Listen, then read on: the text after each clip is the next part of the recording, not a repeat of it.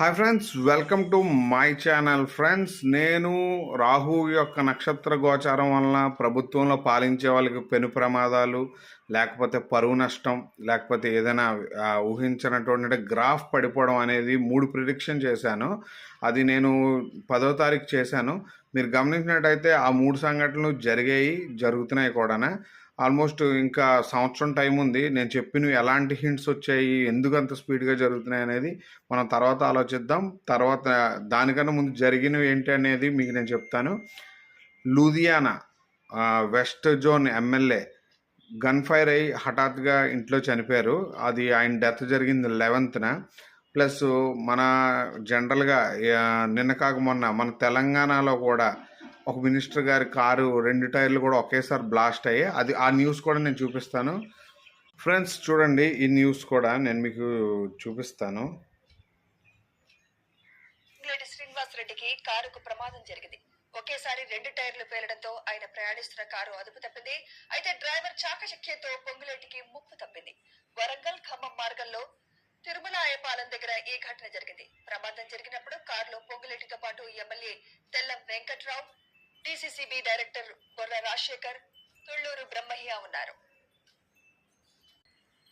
Friends, నేను చెప్పిన third event అనేది ఈరోజు జరిగింది. మన ఈరోజు సంక్రాంతి రోజు. Lakshmi Hebalkar brother have been injured and car hits the tree while trying to save a dog. 4 hours. In fact, 4 the hours car back. accident was in Belagavi district and Hebalkar was returning from the Congress.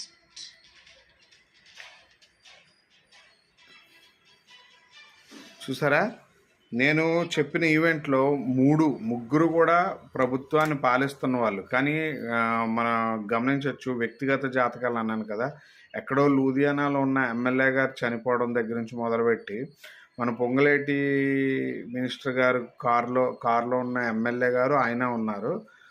దాని తర్వాత వీళ్ళ brother ఇప్పుడు Karnataka minister. చూసారంటే గమనించారంటే ఎంత డీటెయిలింగ్గా ఒక గోచారాన్ని నేను చెప్పాను. అది పాలించే వాళ్ళకి అని చెప్పాను. పాలించే వాళ్ళకి రాజయోగం ఉన్నట్టు లెక్క, కానీ వాళ్ళకే పెను ప్రమాదాలు ఎందుకు జరుగుతున్నాయి అంటే, రాజయోగం పట్టిన తర్వాత ప్రమాదాలు జరిగే జాతకాలు ఏమున్నాయి వాళ్ళకి ఇది గడ్డుకాలం 18 నెలల్లో.